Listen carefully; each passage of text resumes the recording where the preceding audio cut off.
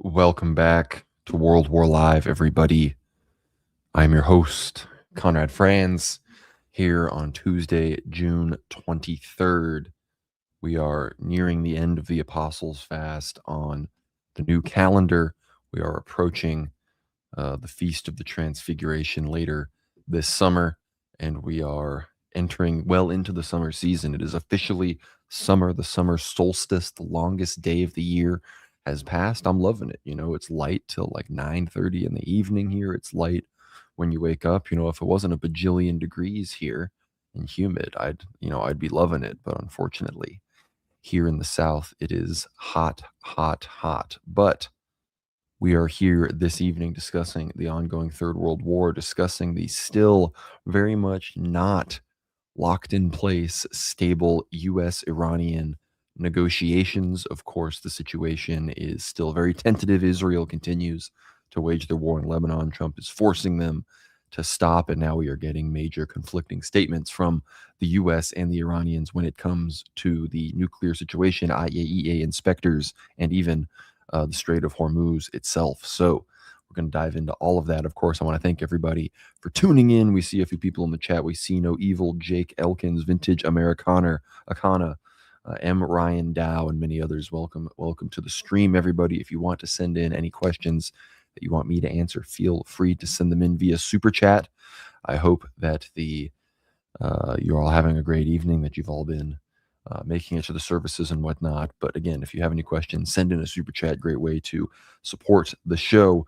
But I want to encourage everybody, before we dive into the analysis, please pay a visit to the website of our sponsor this week, Antelope Hill Publishing. If you go to antelopehillpublishing.com, you can get so many of their incredible products, including their Hezbollah, America, Give Me Liberty or Give Me Death patches, their newest speeches book from Il Duce, from Mussolini.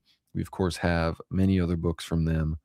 If this loads a little bit faster, we've got The American Regime by Christian Sikor. We've got The Culture of Critique, 3rd edition by Kevin MacDonald. Really incredible work everyone should be looking into. They've got The Transgender Industrial Complex on here. I'm not sure where that is, but a whole host of other incredible books that everyone should check out. Lord Miles in Afghanistan, if you remember when he was there, when Afghanistan fell to the Taliban. So check out antelopehillpublishing.com and use code WWN for 10% off. That's right, code WWN, just like that. You'll get 10% off whatever books or items you wish to order from Antelope Hill Publishing Show. Check all of that out. Let us know. Tag us and Antelope Hill on Twitter if you buy something, and let us know. That would be incredible to see. Of course, you got to become a paid subscriber at worldwarnow.co. If you're not really on the team. We're facing a lot of censorship these days, especially on YouTube. The content is not being shown to as many of our subscribers as they used to. If you check our most popular videos and content, it was far more viewed than what we have now, despite the fact that we have more subscribers now than we did back then. So the easiest way to support us in face of this censorship is to go to worldwarnow.co. I just sent it in the live chat. It's, of course, linked down below wherever you may be listening to this, whether you're on YouTube, Apple Podcasts, X, Spotify, wherever things may be. So check that out. Get behind the paywall at worldwarnow.co. And of course, you can check out our recent Ether Hour episode with former Lebanese Defense Minister Yaqub Saraf. It's his 3rd appearance on the channel. Really incredible. Maybe our best one yet.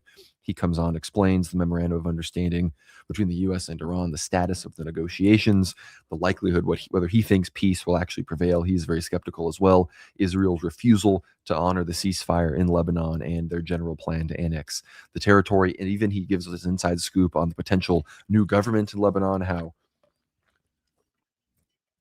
certain parties may be demanding elections sooner rather than later. And again, former defense minister, he himself has been a main player in Lebanese politics for some time. So please check this out. Really great recent episode. And we don't just, have that. You get access to that episode, other incredible episodes. My last conversation with Jim Jatras, recent interview with Andrei Afanasyev while he was in Lugansk on the front lines in the Donbass.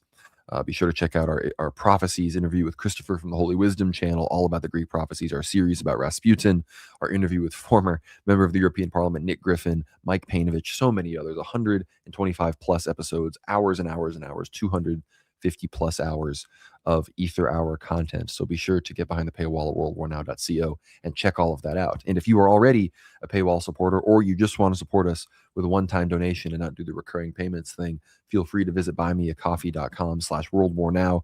You can support us with 1 or 2 time payments, however many you want for however much you want.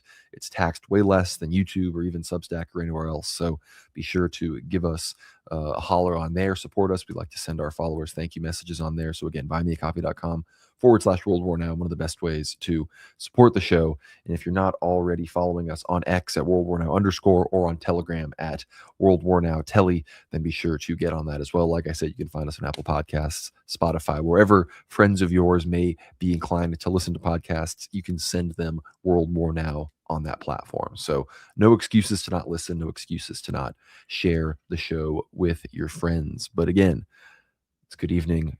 12 minutes in. I want to thank everybody for tuning in once again. We got multiple wrenches in chat. We got Porphyry Allen. We got Jonathan Kelly.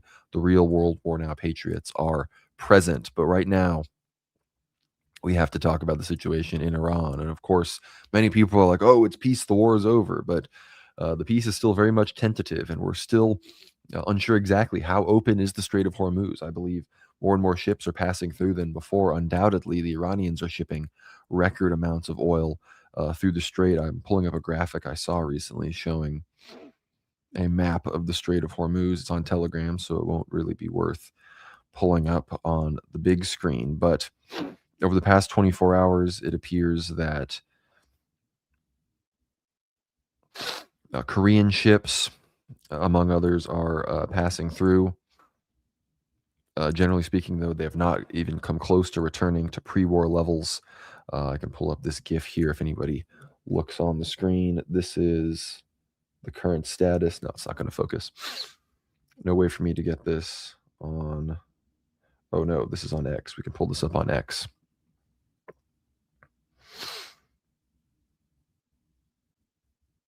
There we go. Can get that pulled on up.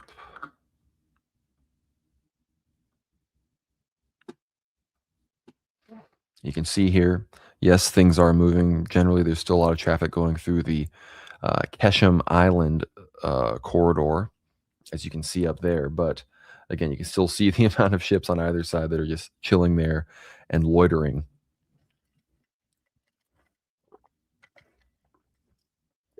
And again, a huge amount of these are going to obviously be Iranian and Chinese ships. According here, it says Strait of Hormuz over the past 24 hours. Interesting to note here, the initial surge in the beginning of the video are all Iran-linked tankers on the sanction list. In the tail end of the video, there are 2 ships related to Korea, the HMM Down and the Universal Glory. The rest of the ships at the end are related to Iran. Based on today's movement, it seems the IRGC is still throttling flows, but not closing the strait entirely. This, of course, comes in response to the IRGC claimed that the strait would be closed in response to Israel's strikes on Lebanon, as well as Trump's bellicose comments that he made, I guess, in an attempt to bring Iran back to the negotiating table. The Parliament of Iran, Ghalibaf Arakchi, insisted the strait is open, so they sort of reached a compromise where it's kind of open, but the IRGC is very much controlling what goes on and making sure. I'm assuming the red boats are the Iranian tankers and the others are the Chinese or Korean tankers. But yes, you can see that big surge at the beginning. Those ships going down are those Iranian ships.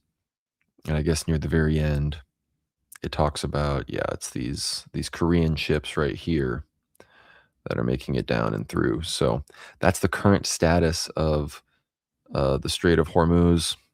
And in the midst of all of this, how did Iran get brought back to the negotiating table in Switzerland? Why am I looking like this? What is going on here? Why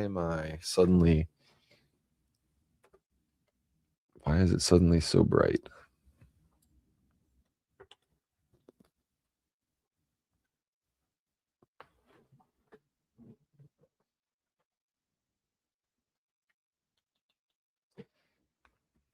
All right. Guess that's better. Not really sure how that suddenly wasn't doing that at the beginning, and I didn't change the brightness. So if anyone has any super chats, feel free. Questions you want answered, send them in the live chat. Let's keep the live chat moving so I can see if the stream is not dropped. because that's one of the ways that I can tell. So let me know if you're in the chat. I should probably pull up the Substack chat as well, if I'm being honest. Let's do that.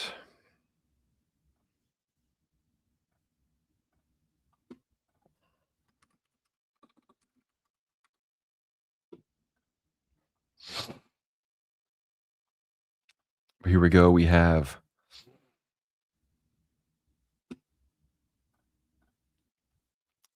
in the midst of all of this, how did Iran was not only going to pull out, they were going to strike Israel. They were going to pull out of the memorandum of understanding, reclose the Strait of Hormuz, and punish Israel for their violation of the ceasefire. How did they get brought back to the table? Well, it says here, U.S. Treasury Secretary Scott Bessent announced on Monday that the U.S. was issuing a temporary license to allow the sale of Iranian oil amid ongoing talks between the U.S. and Iran and Switzerland, in line with the memorandum of understanding aimed at ending the conflict between the two nations. In line with the ongoing productive talks in Switzerland, Iran has committed to free and open transit in the Strait of Hormuz and to permit International Atomic Energy Agency inspectors into their country, Bessent wrote on X. As part of the framework, Treasury has issued a temporary 60-day general license authorizing the production, delivery, and sale of Iranian oil, he added. The Treasury's website said why is he not just putting the Treasury's website said the license will be issued through August 21st. Vice President J.D. Vance also announced in Switzerland that Iran was willing to allow IAEA inspectors back into the country, though Iranian media denied the issue was discussed. The IAEA was working in Iran before the U.S. and Israel started bombing the country on February 28th, then halted its work due to the war. IAEA Director General Rafael Grossi said that some work was done earlier this month during an IAEA inspection of the Bushehr nuclear power plant in southern Iran, suggesting that some inspectors remained in the country. Iran did suspend the IAEA's access to the nuclear facilities that the U.S. bombed on June 2025 over what it saw as the agency's complicity in providing a pretext. The day before Israel launched a 12-day war, the IAEA's Board of Governors passed a resolution claiming Iran was no longer living up to its commitments under the Non-Proliferation Treaty, a claim mainly based on nuclear activity that allegedly took place decades ago. Threats made by President Trump on Sunday against Iran and its negotiators threatened to blow up the talks in Switzerland, but they ultimately continued, and Vance said they were a good foundation for a deal between the two countries to end the conflict. The final deal is the house, the vice president told reporters, according to the Associated Press. We set the foundation, we haven't built the house, but we've laid a successful foundation to get a good place for the American people. The American delegation named Benab 168 in memory of the school children killed by a U.S. strike on the first day of the U.S.-Israeli bombing campaign was led by Foreign Minister Abbas Araghchi and Parliament Speaker Mohammad Bagher Ghalibaf, who, along with Vance, have since left Switzerland. Iran's press TV reported that now expert-level discussions will continue under a commitment for commitment framework. Israel's continued war in Lebanon remains a major threat to the work toward a final U.S.-Iran deal. The MOU explicitly states that it must end. Qatar and Pakistan, which mediated the talks, said that a deconfliction cell would be established regarding Lebanon, and Araghchi called the mechanism the first real test of the MOU. And that deconfliction cell seems to have now been established. This is once again from antiwar.com. It says the U.S. and Iran have agreed on a deconfliction cell aimed at ending the war in Lebanon, according to a statement released by Qatar and Pakistan, which have been mediating the talks in Switzerland. The statement released on Sunday said that the U.S. and Iran have agreed on the creation of a deconfliction cell between the parties, the Lebanese Republic, and facilitated by the mediators to ensure the adherence of the termination of military operations in Lebanon as per the Memorandum of Understanding, which states Israel's war in Lebanon must end. The agreement, welcomed by the Lebanese government, comes after around 100 people were killed by Israeli attacks in Lebanon since a new ceasefire was declared on Friday. As Israel continued heavy strikes, the attacks appeared to have subsided for the time being, but Israeli Prime Minister Benjamin Netanyahu on Monday again vowed that Israeli troops won't leave the country and will have freedom of action to carry out attacks. My directive and that of the Minister of Defense of the IDF is clear and has not changed. Our fighters in southern Lebanon have full freedom of action to thwart any direct or emerging threat to them or to the residents of the north. The IDF has no restrictions in this regard.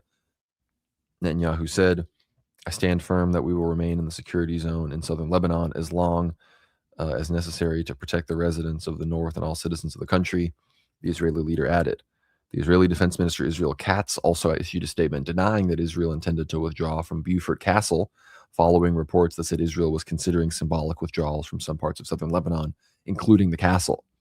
For their part, Iranian officials appear optimistic about the progress on Lebanon, with President Masoud Pezeshkian saying that the opposing side has been compelled to retreat on the issue of Lebanon and has ceased the killing and massacre of the oppressed people in that country. This is no small achievement. Iranian Foreign Minister Abbas Araghchi said in a post on X, following the Pakistani-Qatari announcement that the deconfliction cell would be the first real test of the U.S. commitments made during talks in Switzerland. Ghalibaf also made statements. Let me find his statement on X here.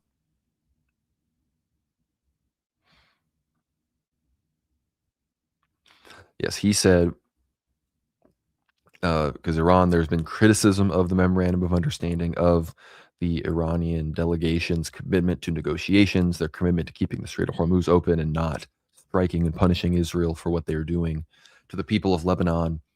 This was likely also in response to Mojtaba Khamenei openly stating that he had a different opinion than Ghalibaf, Araghchi, and Pezeshkian, who are again the main negotiators and are the public face that are interacting with the United States in the process of ending this war. And of course, IRIB and other media have played into that. Ghalibaf said, in one of the good programs on IRIB, which is Iranian state media, I saw them say that they wished Merabat Airport had been closed so the negotiating team wouldn't go to Switzerland. I tell those dear ones, if we hadn't gone to Switzerland, every moment more blood would have been shed from the Muslims and Shiites of Lebanon. And while it might be true, we still don't have any evidence that Israel is truly going to abide by the commitments. We've heard about this deconfliction cell. We've heard about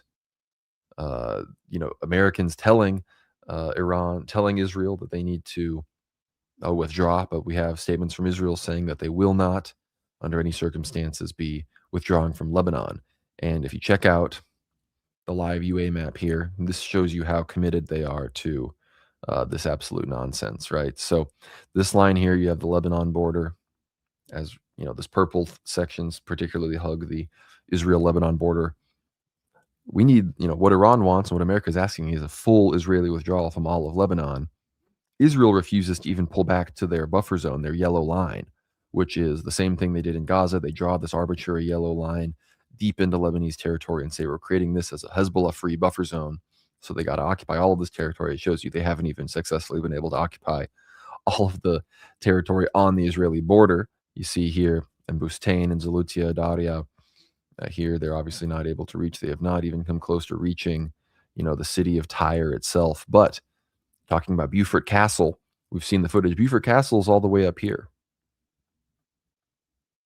This is Beaufort Castle. This is the area where the Israelis are fully occupied. This map is behind. It's also not going to be as honest about what it needs to say. But the Israelis are all the way out here, which is way up into almost into central Lebanon now. You're barely even still in what's the far south. And then in the midst of all of this, they continue to strike across. They hit Tyre. They hit, they hit Beirut. When was this? 3 days ago. We also saw, they are taking heavy losses in all of these areas. Hezbollah is obviously fighting back. And they continue, again, all these regions, Sheba Farms, all these other areas. Hezbollah still has a strong presence. And here, where is Ali Alta here? Is that somewhere over here? But there's certain heights and hills around this area that the Israelis have attempted to take at this point 6 or 7 times and have not taken at all. So this is the situation. We know they want to occupy all of the land south of the Litani River, as well as south of other rivers as well. So all of this Israel eventually wants for their water and, of course, to just demilitarize their armed opposition, the Hezbollah that operates in this region that both protects Palestine and, of course, the Lebanese interests themselves. So as far as the actual, and then not only, and just to show you how serious Israel is about not withdrawing from any of these places, obviously, if we put the Syria overlay on this map, we can see this here. The Golan Heights, which have been occupied by Israel for a very long time now. Dang it, I need to get the ad blocker on Google Chrome because half of my ad blocker is installed on Safari, which is, I know it's stupid, but that's what I've historically used. So I have to migrate everything over to Chrome because Chrome is the only way I can show tabs on stream. But obviously the occupied Golan Heights has been entirely Israeli for a very long time. They also have another huge, looks very similar to the yellow line in Lebanon, right? A huge security buffer zone into the Al-Quneitra governorate. and they even extend into the Dara governorate in certain areas here. So they're occupying several areas across Syria. Of course, Mount Hermon, which is a critical point to occupy along the Syria-Lebanon border. And we know that Israel and America have been begging the Syrians to move in on Hezbollah in Lebanon. And surprisingly, al-Jawani al-Shara rejected it. So in many ways, people said somehow al-Jawani himself, more based than Joseph Ayoun, president of Lebanon, who wants to see Israel invade. At least al-Jawani seems to respect the territorial integrity of Lebanon for some reason. But in the midst of the invasions of Lebanon, we have, this is the headline, Israeli troops raid southwest Syrian villages, interrogate shepherds, detain farm workers. Israeli forces, as yesterday, were reported to have conducted multiple raids today into southwest Syria's Quneitra and Dara governorates. The raids involved the establishment of a checkpoint near the village of Jamle and the interrogation of multiple shepherds in rural Dara. In Dara, a lot of the operations involved in the area around the Al Yarmouk Basin, an important watershed along the Syria-Jordan border. Israel's operations in southwest Syria have shown increased interest in agriculture areas and water supplies.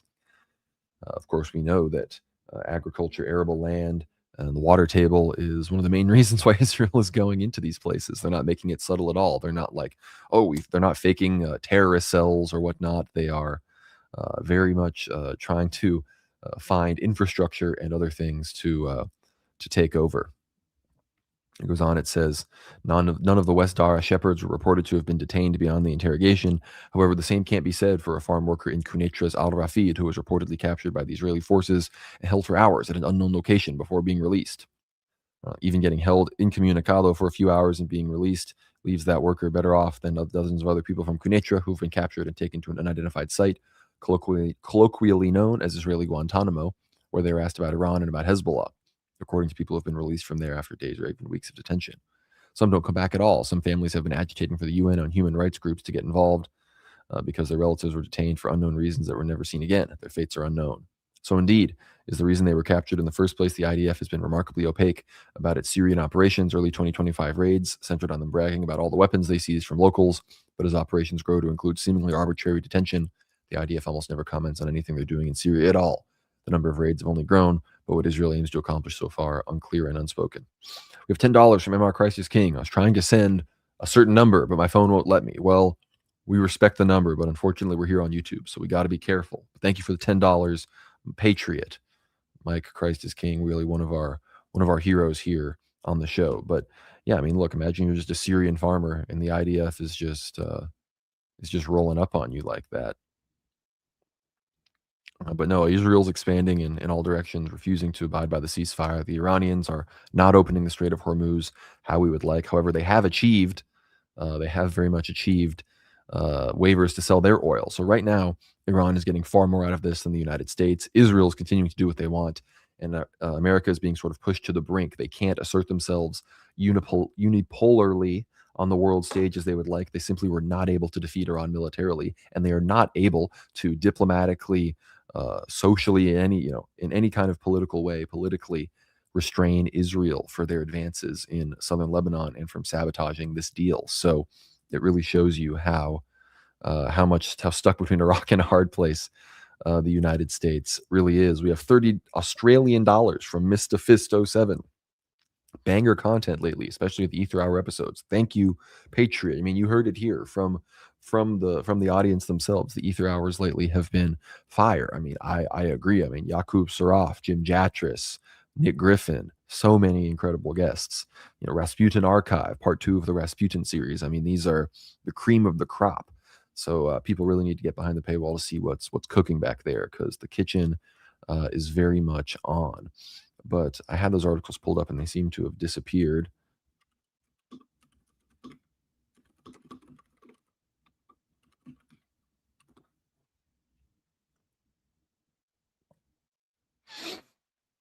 Oh, let me find it on Telegram.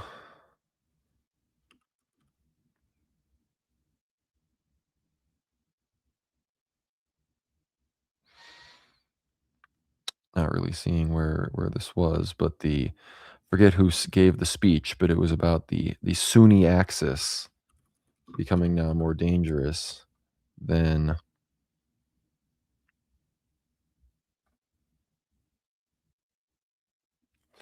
haven't become more dangerous than Iran. But we got Yair Lapid, Naftali Bennett, all of these different leaders fear mongering against Turkey, against man, where is this? What we saw earlier this year, Naftali Bennett said Turkey is trying to flip Saudi Arabia against us and establish a hostile Sunni axis that includes nuclear-armed Pakistan. But that is the axis they really fear appears to be Turkey, Pakistan, and Qatar. Pakistan with their nuclear weapons. Gosh, this is so ridiculous how I can't. It's not showing me what I'm trying to find here.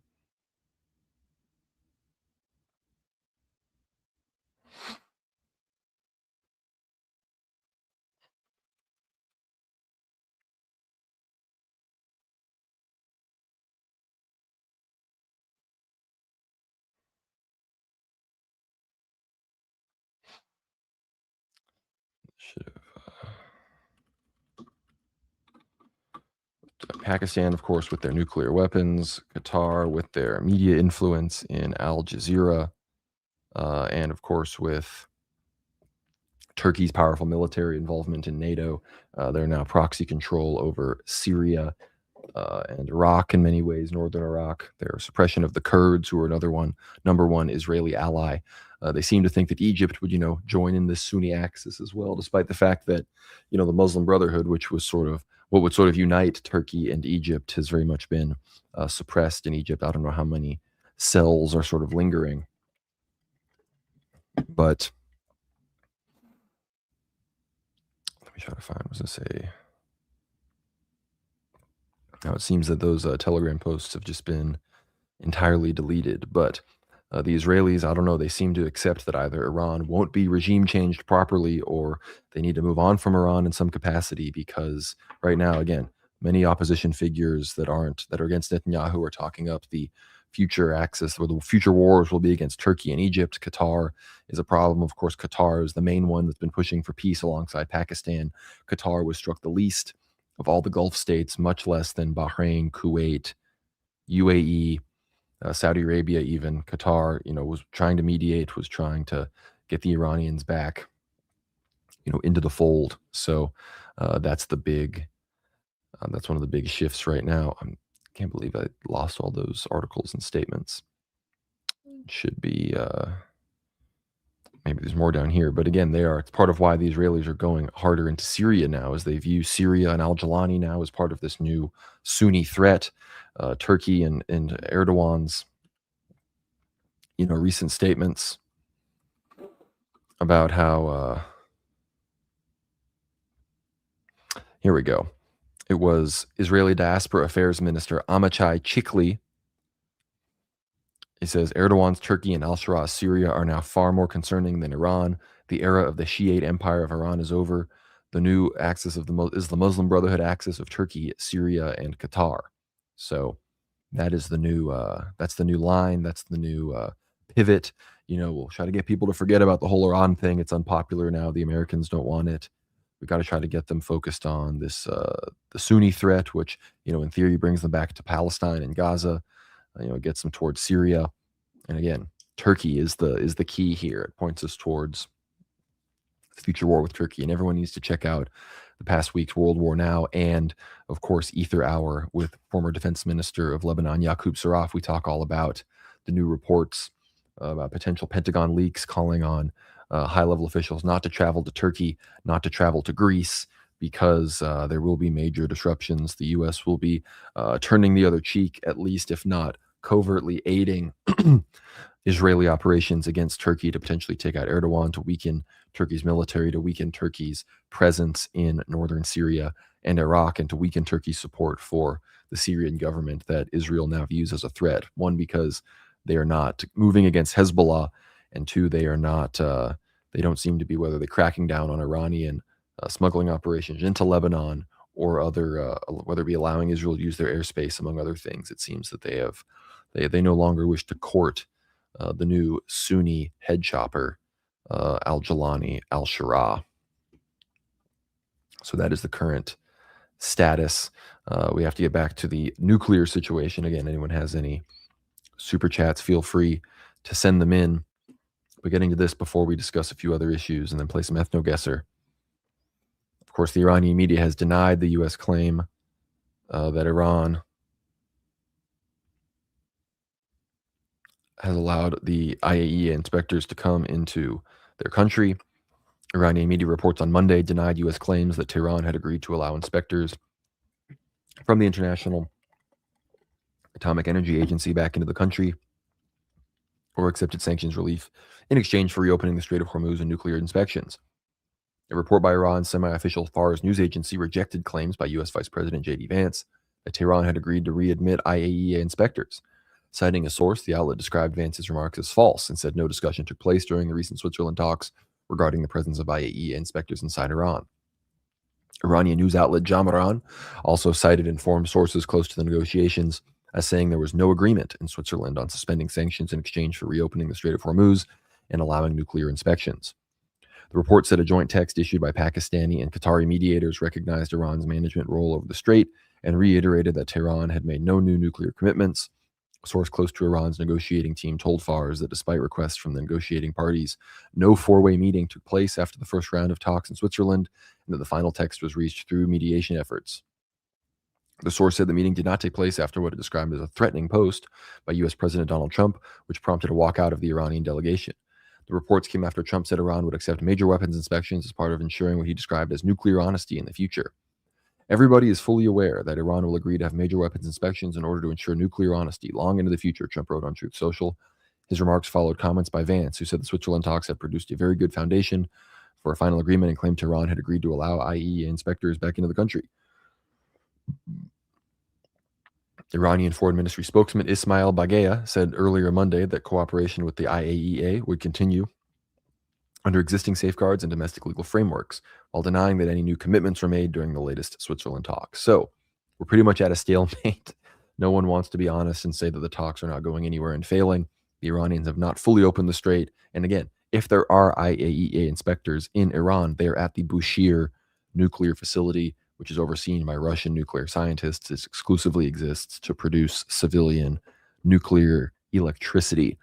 No IAEA inspectors have been allowed into these sites at Fordow, Isfahan, the other major known nuclear sites, the ones that were hit by Natanz, the other one, of course, that have been hit by the United States during Operation Midnight Hammer. The Iranians, whether they've kept the nuclear material deep underground or have moved it to a separate location, Pickaxe Mountain, any of these other places, they have almost an infinite number of deep underground military mountain bases that they could use besides just Fordow, Natanz, and Isfahan, which are the three major sites that we've been bombing and trying to entirely destroy. That's where we want the IAEA inspectors, and the Iranians reject the presence of those inspectors because they think that, and they know that, those inspectors both gave pretext and, released false statements about Iranian nuclear status to justify the U.S.-Israeli operations and potentially gave up the locations, surrendered their neutrality and gave the coordinates, gave the exact details, gave more information to the Americans on how they could potentially disable these sites. So that is the situation when it comes to the nuclear situation. Quickly back to Lebanon before we again, I mentioned Israel. Katz had already said that they will not be withdrawing from Beaufort Castle. Katz said Israel has no intention of withdrawing from Beaufort Shakif Castle, which is an integral part of a security zone in Lebanon. And again, I showed you where that was. It is far, far from Israel. It is far from even the yellow line. It is way up here. So that is that's where Beaufort Castle is, almost up again in central Lebanon.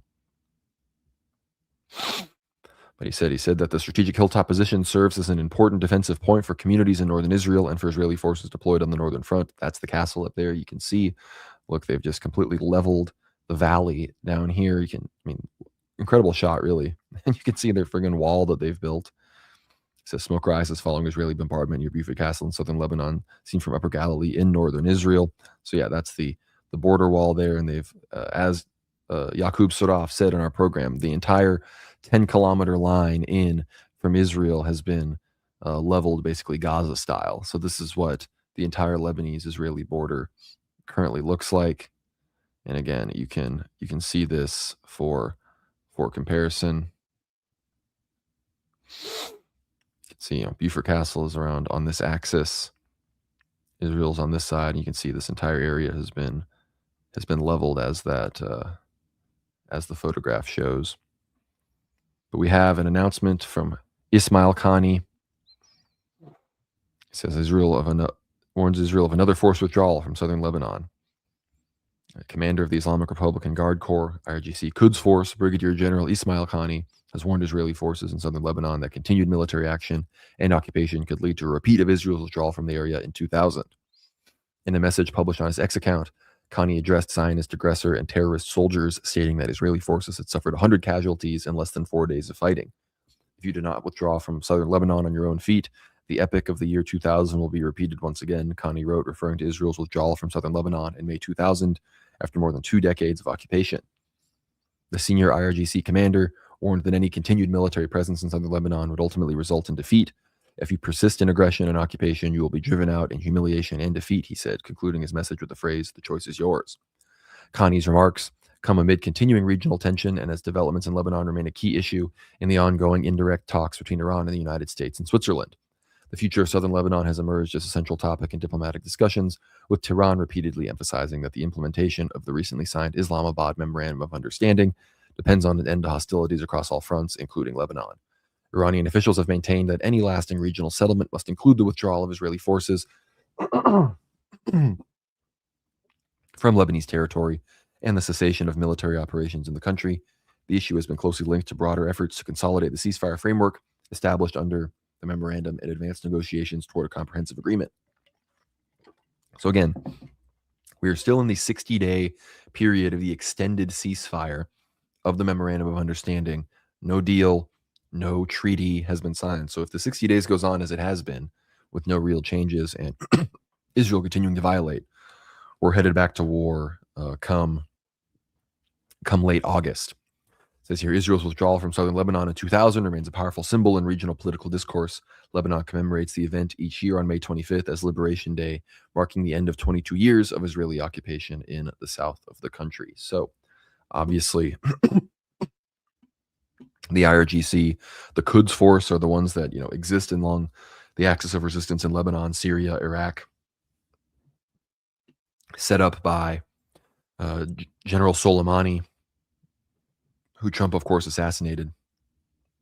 He was the genius mastermind behind the axis of resistance.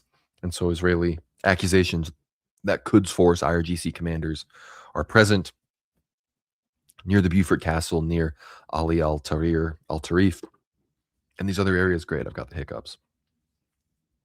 That is very much, it is a possibility. However, we haven't seen any direct evidence. But I wanted to watch, before we play some ethno-guesser, I wanted to highlight this. Oh my gosh, I'm sorry. I got the hiccups. Gonna have to end the show sooner. We'll get some ethno-guesser, and then I gotta go. But any super chat questions, feel free to send them in. Yeah, I just got hit by the Goyim hiccup beam. It's not good. But feel free to send in any super chat questions. I will happily address them. But I said here, never let anyone play dumb when it comes to the existence and power of organized world Jewry again. They openly boast at multi-million-dollar conferences about the worldwide ethnic network that systematically works to punish the enemies of both dispersed Jewry worldwide and the genocidal Jewish ethno-state in the Levant. Anyone feigning ignorance at this point is a subversive. So, of course, they are talking about a UN envoy who mentioned the Jewish lobby controlling the United States. This is at the Jewish International Policy Summit. And I don't even know who this guy is. I guess this is Zionist lawfare activist Hillel Neuer, who he blasted the UN Special Rapporteur Francesca Albanese for saying America is controlled by the Jewish lobby, then brags about successfully lobbying the US government to sanction her and close her bank accounts for criticism of Israel. Let's watch. Francesca Albanese, the UN Rapporteur on Palestine.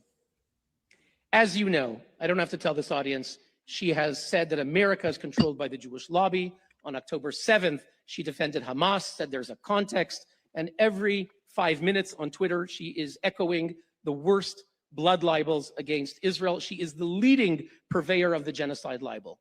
We are fighting back. We are fighting back. We have exposed her.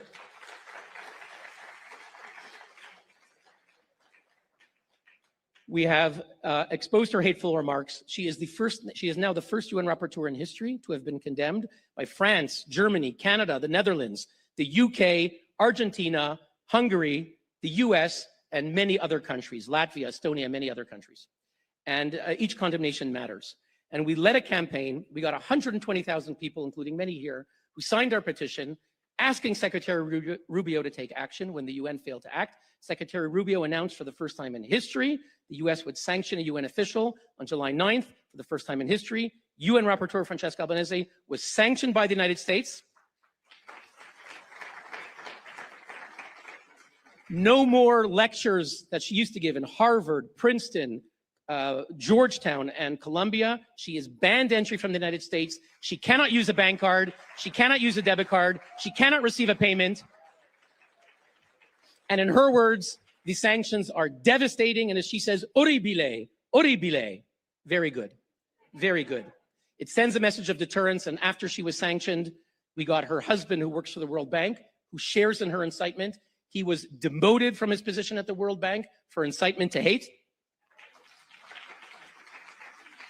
And after she was sanctioned, the head of the Commission of Inquiry against Israel, Navi Pillay, resigned. We heard that she has family in the US. She was afraid if she got sanctioned, she couldn't enter the US. She resigned.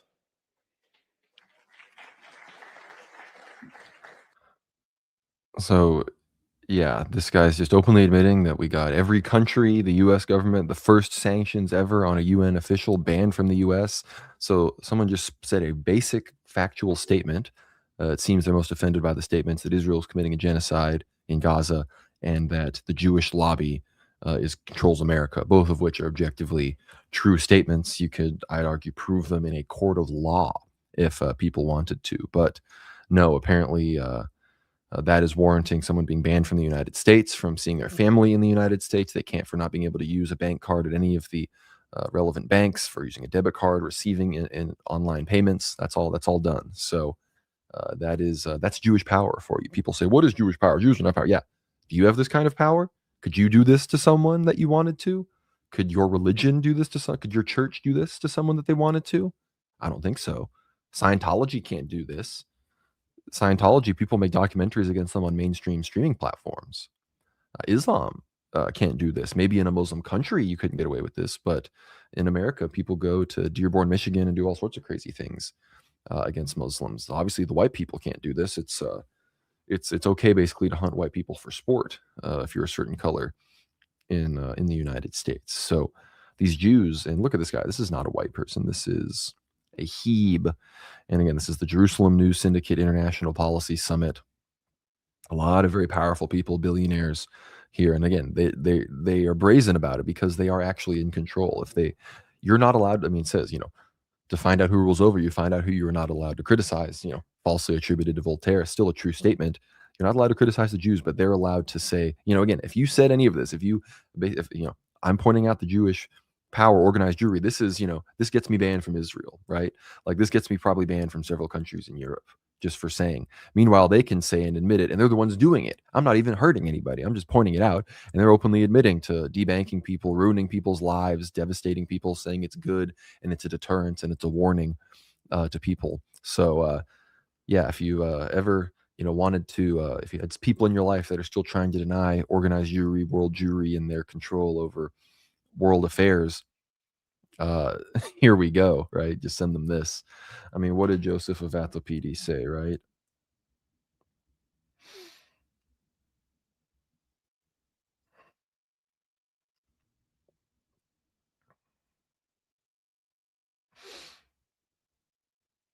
I could have sworn Anthony had tweeted that out. It just shows you, I mean, these saints are correct. Yeah, he said world power has been seized by the Jews, and their goal is to annihilate Christianity. And this is the evidence of that first part of the statement, that world power has indeed been seized by the Jews. So don't you doubt it. Don't you doubt it. That was we should clip that section. That was a good section. But no, don't get gaslit into thinking that, oh, it's not really the Jews. It's really complicated. You know, we've all seen the Nick Fuentes clip. It's timeless to say the least. But before we play Ethno Guesser, it seems the hiccups. The Lord protected me from the hiccup goy beam. Here we have one church persecution update. We'll probably revisit this on World War Now this week. Persecuted Metropolitan Theodosi, urgently hospitalized. This is Metropolitan Theodosi of Cherkasy, one of the most stalwart, patriotic members of the Ukrainian Orthodox Church who has staunchly resisted the schismatics and, any rejection of their communion with the Moscow Patriarchate. The article says His Eminence Metropolitan Theodosi of Cherkasy, one of the many persecuted hierarchs of the canonical Ukrainian Orthodox Church, was urgently hospitalized yesterday. The Telegram channel Cherkasy Pilgrim reported, "We ask for your prayers. We've learned that Metropolitan Theodosi has been hospitalized. According to the diocese, Vladika was hospitalized on an urgent referral from cardiologists. We pray to the Lord that he may strengthen the health of our dear Vladika." Metropolitan Theodosi has spent years under house arrest on fabricated charges, and his diocese has become a prime target for violent church seizures. The health of many Orthodox Ukrainian Orthodox Church hierarchs has suffered greatly under the pressure of state persecution, including Metropolitan Theodosi, who suffered a heart attack on July 2024. Moreover, there has been more than one attempt on his life during the violent seizure of the Archangel Michael Cathedral in Cherkasy on October 2024. His Eminence was struck violently on the head with a baseball bat, though his Episcopal klobuk softened the blow. His Eminence then spent the entire month of December in the hospital after he was poisoned. So a true confessor of the faith, Metropolitan Theodosi of Cherkasy, it is very much he's been persecuted heavily, and stronger than even I think even metropolitans like Luke of Zaporozhye and others. He, I think, has most bravely stood against the sort of, even on the UOC, the sort of autocephaly idea of Ukraine, and maintained that there obviously is a connection still to the Moscow Patriarchate, no matter what political situation may be occurring on the ground. So pray for His Eminence Theodosi, pray for all the persecuted in Ukraine. $5 from Andrew Palamos. The U.S.-Iran MOU allowing Iran to toll Hormuz seems to set the stage for Turkey to close the Bosphorus. Just a thought. Well, again, it probably won't be called a toll. I've made the point that what will happen is it will be the same as the Bosphorus and Dardanelles. Turkey charges environmental fees, tugboat fees, ferry fees, for guiding ships through the Bosphorus and Dardanelles Straits. It's not classified as a toll. So Iran will likely be doing the same thing, environmental fees, tugboat fees, other such smaller fees, perhaps that would be less than a standard toll. I don't know if it'll be the standard, $1 million per barrel or whatever, or dollar per, I don't even know what it is, like $2 million because it's $1 per barrel of oil or whatever it is. So I don't know if that'll be the situation, but whether this will lead to Turkey closing the Bosphorus and Dardanelles Straits if the Iranians close the Strait of Hormuz, and it's deemed that the Russians are benefiting too much from that, and China is able to survive because of Russian and Iranian overland pipeline and shipping capabilities, then maybe yes, then the U.S. will pressure Turkey, or Turkey will decide they want more out of it and they want to close the Strait of Hormuz to Russia. They want to close the Bosphorus and Dardanelles to the Russians, because the Russians are not affected at all by the closure of the Strait of Hormuz. The only thing that would affect them is the closure of the Bosphorus and Dardanelles, or the closure of, the North Sea, whatever the straits are called, between Sweden and Denmark, because those are the ways that Russia gets all of its energy out of Russia. They also have Vladivostok as well. So it's pretty much impossible to fully blockade Russia unless you wanted to, fully deploy around the world. But closing the Bosphorus and Dardanelles Straits is probably the one of all those three regions that would be the one that affected Russian exports the most likely. So Turkey could very much be roped into that, or do it on their own volition. $5 more from Andrew Palamos. Through the prayers of our righteous Athenite fathers and the Panagia, Lord Jesus Christ, have mercy on us. Amen, brother. Keep me in your prayers, everybody. I certainly need them. Young man doing what I can out here, but it's tough in being in modernity. Living in America is tough sometimes. But thank you, everyone. Thank you to everybody who has super chatted. We're still sort of teetering. Again, any day the deal could completely collapse, or, again, more hopeful scenario, perhaps Trump and America really do take a stand against Israel. However, that's I think we all know that's not really going to happen. But we got $10 from Jonathan Kelly. Will Tel Aviv open the Gays of Hormuz? I mean, I'm sure there's already a gay bar in Tel Aviv called the Gays of Hormuz. You know, there was that big gay pride parade or gay pride event in the Dead Sea that went down a few weeks ago. You know, St. Paisios says the Dead Sea will be their tomb. So I think we still have some escalations between Iran and Israel, between Palestine and Israel, between Lebanon and Israel, that will see Israel punished for their evil, evil ways, I think, more so than we've even already seen. So, yes, short answer. But here we go. You already know what time it is. It's time to play some Ethno Guesser. So let's do it. Let's see how we can do. What did we get last week? I believe we were top 9%. So let's do a little better than that. Obviously, we stayed in our goal of being in the top 10% in the world for that day. So let's lock in. Oh, we've had these people before, man. These are Libyans, right? Yeah. Libyan, a North African steppe type that is usually regarded as part of Orientalid, although Arab invasions enhanced the Orientalid element in Africa during the 7th and 11th century. This type results from much earlier migrations and was already present in the ancient Libyan. Garamantes, still common across the steppes of Libya, Egyptian, Tunisia, blah, blah, blah. Yeah, we know what we're doing here. Oh, I believe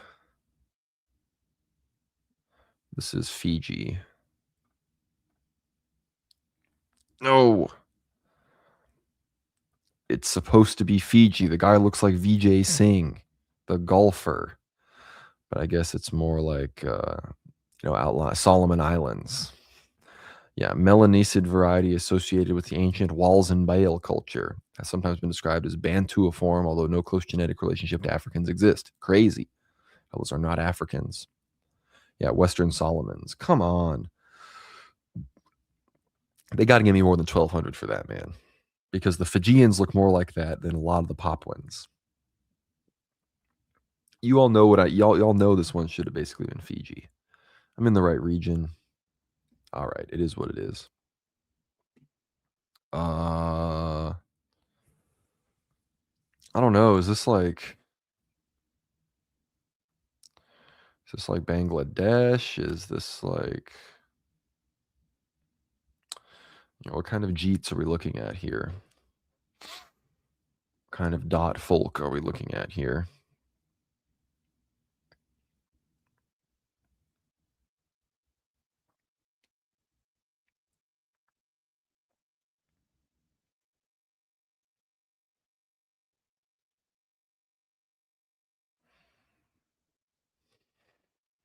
Anyone? Any thoughts?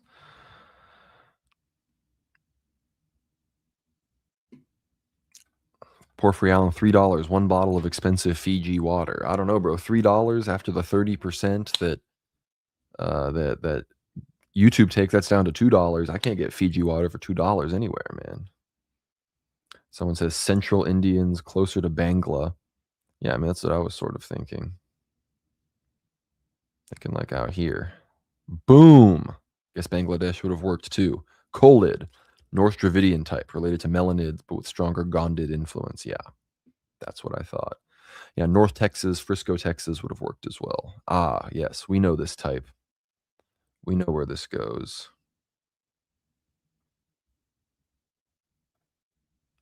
Yes. Savalaxids, we've gotten them many times. All right, we just have 5,000, 3 5,000s out of 4. So we're doing pretty well. Yeah, these are Finns, Karelids, Karelians, yada. But yeah, they gave us the 5,000. Oh boy. What kind of Africans are these? For those that don't know, before Giga Chad, the Chad Thundercock meme is his head is in the shape of the country Chad. I'm sure OG internet denizens know this, but yeah. Now, where are these individuals from? Again, I'm sort of tempted to say South Africa again, but I'm not really sure. People are saying Ghana, Nigeria.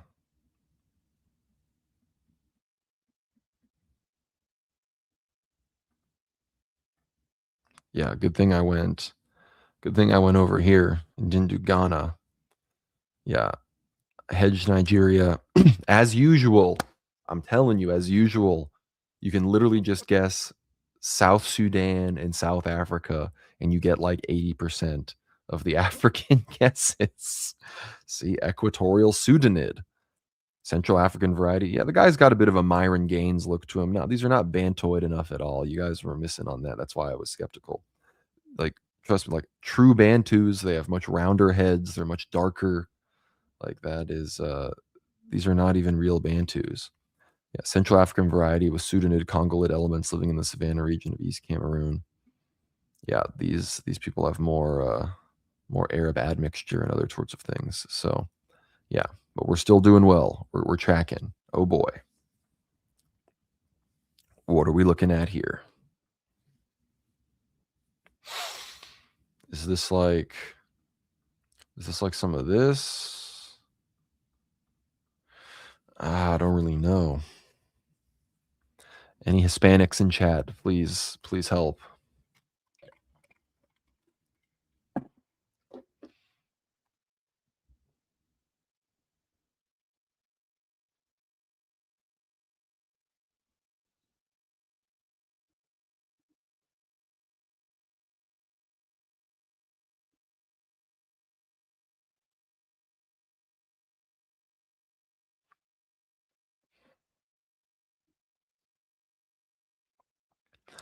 Someone said Argentina.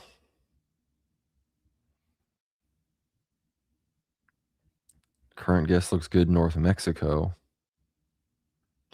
$8. Mexico dead center. Missed the show. Gonna have to rewatch later. Keep up the good work. Thank you, Luke.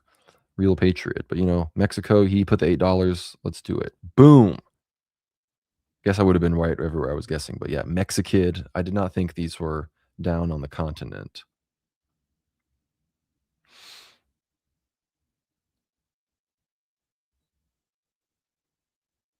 So we're doing very well. This is one of our best. Oh boy. We've had this before.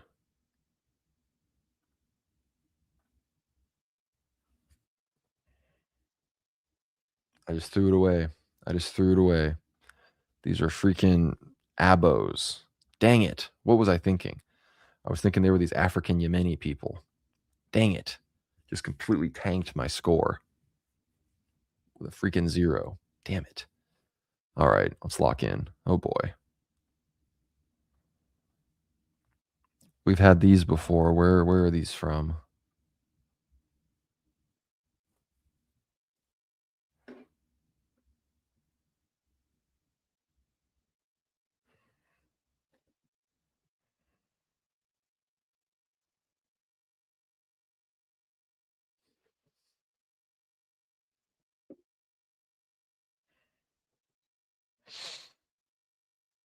Yeah, I feel like we've gotten this one before, maybe. No. This can buy in Arizona, nectar of the Southwest, $2. Yeah, you guys just killed me right there. Thank you, Akathist. Sorry, but you got me the 0. Yeah, these are North Lapids. Oh man, talk about collapse.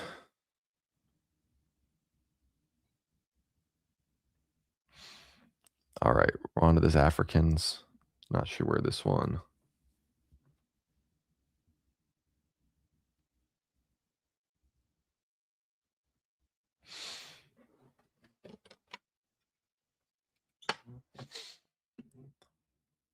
Someone's saying Zambia. Zambia, Kenya. We'll hedge. More Sudan. I did Sudanid variety. It's always Sudan. Like I said, we should just always be going with Sudan. All right. Oh boy.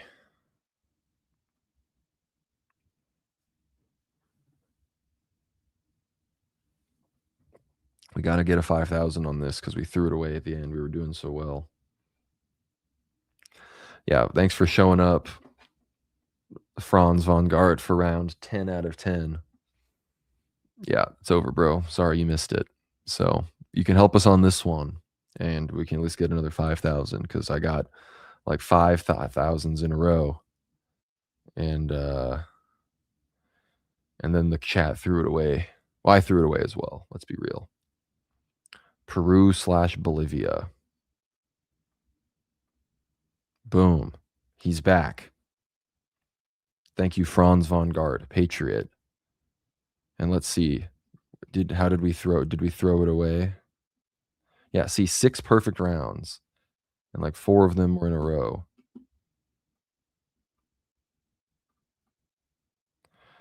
Top 8%. Yes, we improved by 1% over last week. Incredible.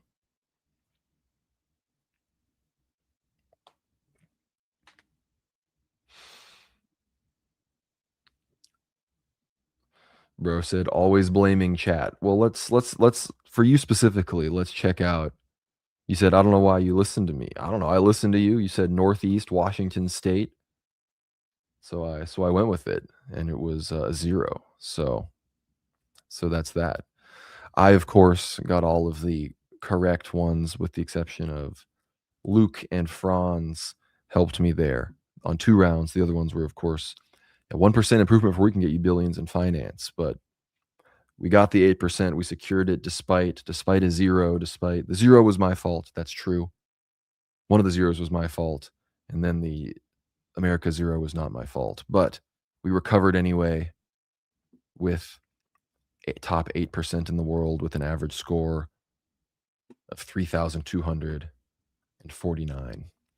So thank you, everyone, for tuning in. If anyone had any final super chats, send them in. I want to thank MR Christ is King, Mr. Fist, Andrew Palamas, Jonathan Kelly, Porphyry Allen, and Luke RB for sending in their super chats this evening. Thank you for supporting the show. It's always a pleasure hanging out in the evening with you guys. So not seeing any more super chats, so I'll just reiterate the plugs.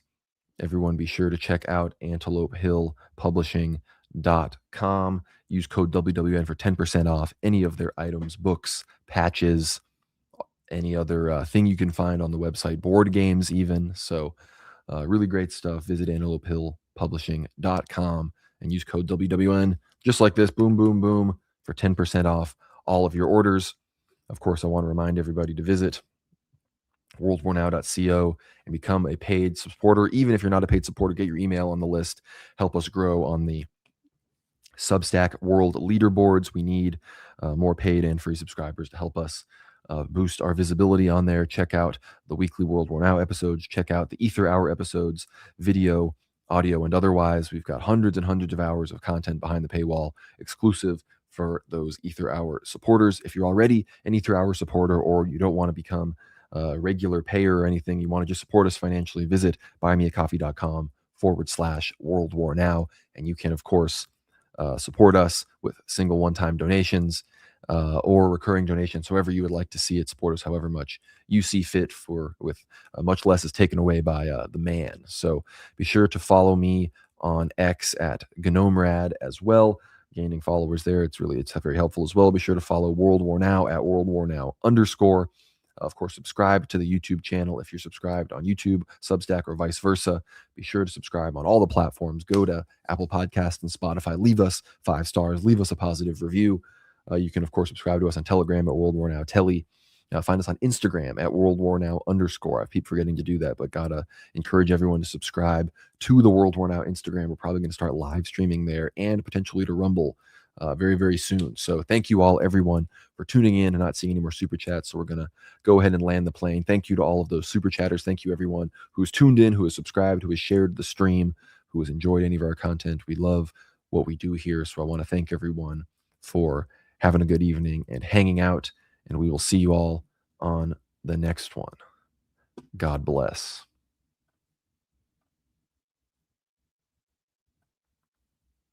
Hey, we got a $2 super sticker from Jonathan Kelly. So we'll catch that in you. Thank you, Patriot.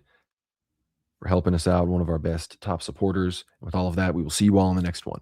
God bless.